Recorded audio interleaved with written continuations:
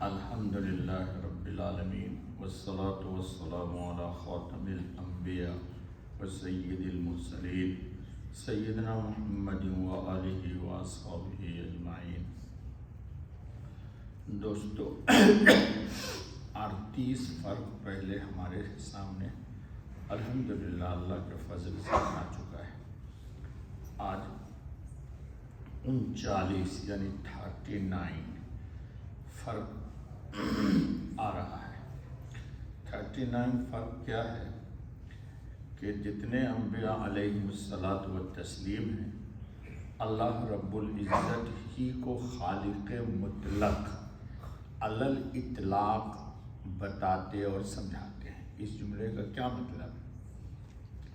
اللہ رب العالمین کائنات عالم کے ذرہ ذرہ کا خالق ہے، اور ہر کائنات عالم کی چیز مخلوق ہے۔ خالق صرف ایک ہے، جو خالق ہے وہی ہمارا معبود ہے، اور جتنی بھی چیزیں کائنات عالم میں مخلوق کی حیثیت سے ہیں، تمام کی تمام مخلوق اللہ رب العزت کی تسبیح بیان کرتی ہے۔ قرآن کریم آپ پڑھتے ہیں تو بار بار آپ کے سامنے آیتیں آتی ہیں۔ یہ بات اور ہے کہ ہمیں سمجھ میں نہیں آتی۔ وَإِن مِّن شَيْءٍ إِلَّا يُسَبِّحُ بِحَمْدِهِ، کائنات عالم کی جتنی بھی مخلوق ہے وہ سب کی سب اللہ کی تسبیح بیان کرتی اور اللہ کی حمد بیان کرتی، اور ہمارے لیے یہی زیب دیتا ہے کہ ہم اپنے معبود کی حمد کریں اور اپنے معبود کی تسبیح بیان کریں۔ حمد کا مطلب ہوتا ہے تعریف، اور تسبیح کا مطلب ہے ہم نے جو اللہ کی تعریف کی تو ہم کو جیسی تعریف کرنی چاہیے تھی، یا تعریف کرنے کے لیے جتنی پاکی طہارت ہم کو حاصل کر کے تب اللہ کی تعریف کرنی چاہیے، وہ ہمارے بس میں نہیں ہے دوستو، ہمارے بس میں نہیں ہے، کیونکہ اللہ بہت پاک ہے۔ اللہ بہت پاک ہے۔ فرشتے اللہ کی تسبیح کرتے، خود اللہ تعالیٰ نے اپنی تسبیح قرآن میں بیان کی۔ سبحان الذی اسریٰ بعبدہ لیلا من المسجد الحرام الی المسجد الاقصی، اللہ خود اپنی تسبیح بیان کرتا ہے۔ سبح اسم ربک الاعلی۔ تو ہمارے لیے زیب یہی دیتا ہے کہ ہم اللہ کی تعریف کریں، اور تعریف پر اترائیں نہیں، بلکہ تعریف پر اپنے تقصیر کا، اپنی کمی کا، اپنے نیستی کا، اپنی پستی کا اقرار کر لیں۔ یہی بات پچھلے درس میں بھی آپ کو بتایا گیا تھا۔ ہمارے حضرت خاتم النبی صلی اللہ علیہ وسلم خود رات میں بہت عبادت کرتے، آپ سنتے رہتے ہیں، پاؤں پر ورم آ گیا، 2.5 گھنٹے کا ایک سجدہ کیا، مسلم کی روایت ہے۔ پھر بھی آخری وقت میں کہتے سبحانک، اللہ تو بے نیاز ہے۔ یعنی ہم نے جو کچھ بھی آپ کی یا اللہ رات بھر عبادت کی، اطاعت کی، تسبیح کی، تعریف کی، آپ کا حق ادا نہیں ہوا۔ وہ کسی کا شعر ہے نا، حق تو یہ ہے کہ حق ادا نہ ہوا۔ اچھا آگے چلیں۔ تو سارے انبیاء علیہم الصلاۃ والتسلیم تسبیح کرتے ہیں، اور ہر نعمت پر اللہ کی تسبیح ہے۔ مثال کے طور پر ایک شخص اندھا ہے، اس پر بھی ضروری ہے کہ وہ اللہ کی حمد کرے، تعریف کرے۔ اللہ نے اس کی آنکھ میں روشنی کیوں نہیں دی؟ اس میں کوئی نہ کوئی اس کی حکمت ہوگی۔ بہت مشہور ہے ہمارے یہاں کہ گنجے کو ناخن نہیں ہوتا۔ کیا مطلب؟ گنجا سمجھتے ہو نا بھائی؟ دیکھو جو آدمی گنجا ہو گیا معاف کر دینا یہاں پر، اور نہ لڑائی جھگڑا شروع کر دو۔ کہتے ہیں جس آدمی کے سر میں بال نہیں ہے اس کو ناخن نہیں ہوتا، وہ اپنے ہی سر کو کھجا کھجا کر کے خونے خون کر لے۔ تو اللہ نے کس کو، ہر شخص کو اللہ نے مالدار نہیں بنایا، ہر شخص کو اللہ نے غریب نہیں بنایا، ہر شخص کو اللہ تعالیٰ نے ہائی ایجوکیٹڈ نہیں بنایا، ٹھیک ہے؟ اللہ تعالیٰ نے بندوں کو لمٹ میں رکھا ہے۔ کیوں لمٹ میں رکھا ہے؟ ان لمٹ وہی ذات ہے، وہ اس کی کبریائی ہے۔ کس کی؟ قرآن ہی میں ہے، وَلَهُ الْكِبْرِيَاءُ فِي السَّمَاوَاتِ وَالْأَرْضِ۔ کبریائی تو اسی کے لیے ہے، اس لیے وہ بندے کو لمٹ میں رکھتا ہے، لائف بھی لمٹ میں، کھانا بھی لمٹ میں۔ زیادہ کھانا کھاؤ گے تو تم کو وومٹ ہی ہو جائے گی، ہو جائے گی نہیں ہو جائے گی؟ تو اسی طرح بہت اللہ تعالیٰ سنبھال کے دیتے، سنبھال کے دیتے۔ چل، سچے انبیاء ہر حال میں اللہ کی حمد و تعریف کرتے ہیں اور اسی کی تعلیم دیتے ہیں کہ اللہ کی تعریف کی جائے اور اللہ تعالیٰ کی حمد کی جائے۔ جبکہ جھوٹا مرزا غلام احمد قادیانی کیا لکھتا ہے ذرا سنو۔ وہ خدا قابل تعریف ہے، یعنی وہ ہر خدا کی تعریف نہیں کر رہا ہے، وہ خدا قابل تعریف ہے جس نے تجھے دامادی اور آبائی عزت بخشی، یعنی جس نے مجھے بیٹا بیٹی دیا وہی تعریف کے مالک لائق ہے۔ اللہ بیٹا بیٹی مجھے نہیں دیتا تو اس کی تعریف، بتاؤ کتنا بڑا الو ہے یہ۔ اب سنو، قادیانی سے پوچھئے ایسا بھی کوئی اللہ خدا ہے، ہم خدا نہیں بولتے لیکن اس کی تحریر میں خدا ہے اس لیے سمجھا رہا ہوں۔ قادیانی سے پوچھئے ایسا بھی کوئی خدا ہے جو ناقابل تعریف ہے؟ ایسا بھی خدا ہے؟ خدا تو ہر حال میں قابل تعریف ہے۔ آپ ابھی سنتے ہو الحمدللہ، ہر حال میں اللہ کی تعریف ہے، الحمدللہ علی کل حال، ہر حال میں اللہ کی تعریف ہے، یا خدا ہر حال میں قابل تعریف ہے۔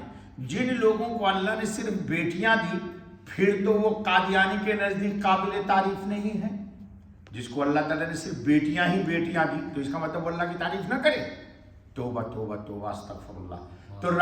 تو اللہ رب العزت، اللہ تعالیٰ ہر حال میں قابل تعریف ہے، الحمدللہ علی کل حال۔ اب ذرا قرآن سنیے، اللہ کا ارشاد ہے للہ ملک السماوات والارض یخلق ما یشاء یہب لمن یشاء اناثا ویہب لمن یشاء الذکور او یزوجہم ذکرانا واناثا ویجعل من یشاء عقیما انہ علیم قدیر۔